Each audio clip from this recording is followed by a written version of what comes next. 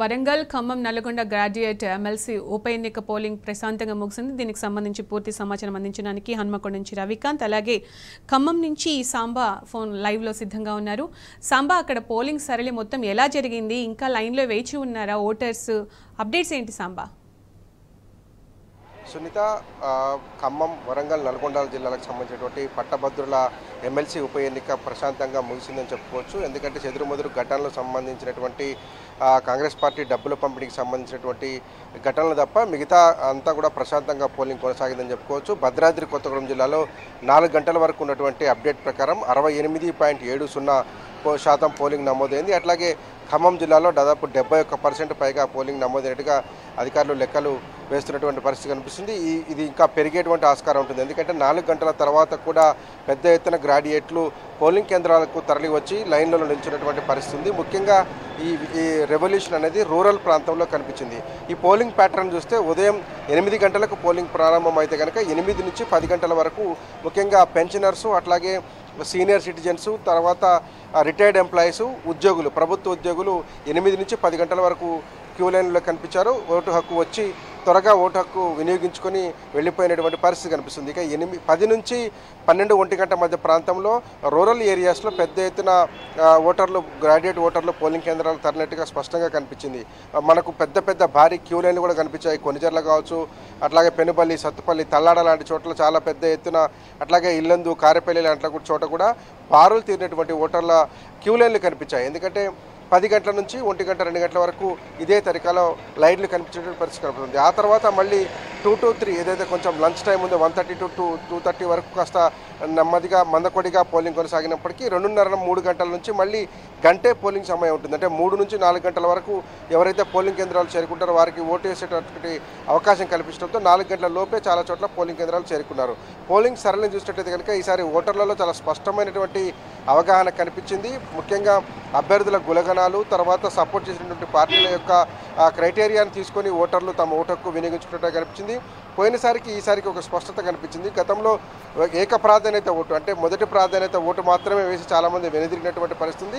కానీ ఈసారి 2, 3 ప్రాధాన్యత ఓట్లు వేసినట్టుగా కూడా చాలామంది గ్రాడ్యుయేట్ ఓటర్లు బయటకు వచ్చి చెప్పినటువంటి పరిస్థితి కనపడుతుంది. దాంతోపాటే చాలా చోట్ల కూడా బీఆర్ఎస్ అభ్యర్థికి సంబంధించినటువంటి ఓటింగ్ చాలా స్పష్టంగా పెరిగినట్టు కూడా స్పష్టంగా చెప్తా ఉన్నటువంటి పరిస్థితి. అట్లాగే మనం ఉదయం నుంచి చూసాం పాలేరు, ఖమ్మం, వైరా, సత్తుపల్లి, అట్లాగే ఇప్పుడున్నటువంటి కొత్తగూడెం ఏరియాకి సంబంధించినటువంటి పోలింగ్ పర్సంటేజ్ చూసినట్టయితే యువత ఎక్కువ, తొలిసారి గ్రాడ్యుయేట్ ఓట్లు వచ్చినటువంటి వారి సంఖ్య చాలా ఎక్కువ స్పష్టంగా కనిపించింది. అట్లాగే రిటైర్డ్ ఎంప్లాయీస్లో కూడా స్పష్టమైనటువంటి ఒక ఓటు హక్కు వినియోగించుకున్నటువంటి ఉత్సాహం కనిపించింది.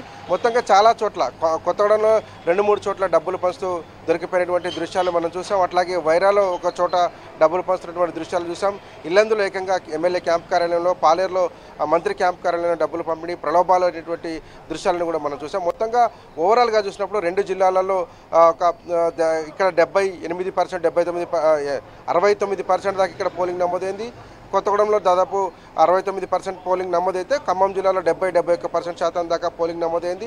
ఓవరాల్గా గ్రాడ్యుయేట్కి సంబంధించినటువంటి ఎన్నికల ప్రక్రియ ముగిసిందని చెప్పుకోవచ్చు.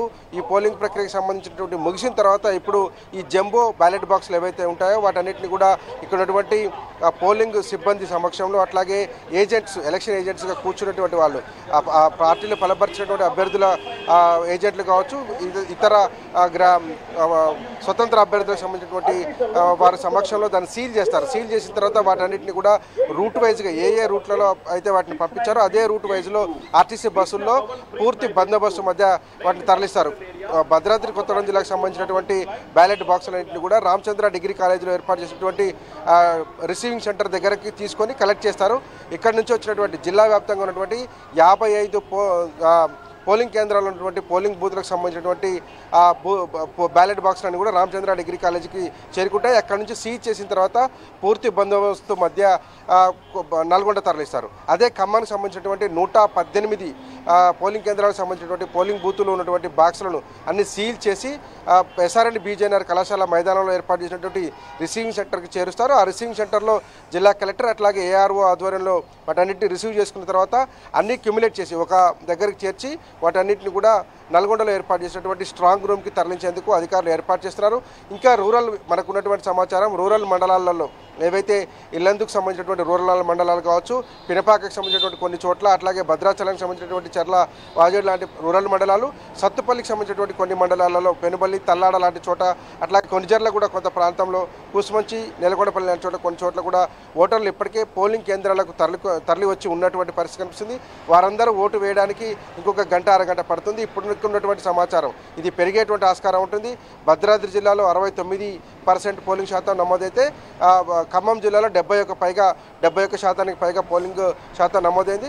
ప్రశాంతంగా ఎన్నిక ముగిసిందని చెప్పుకోవచ్చు. ఇంకా 6 గంటల వరకు ఒక స్పష్టమైనటువంటి పోలింగ్ శాతం ఎంత నమోదైంది అనేటువంటి అప్డేట్ తెలుస్తుంది. Sunitha. Right Samba, thank you.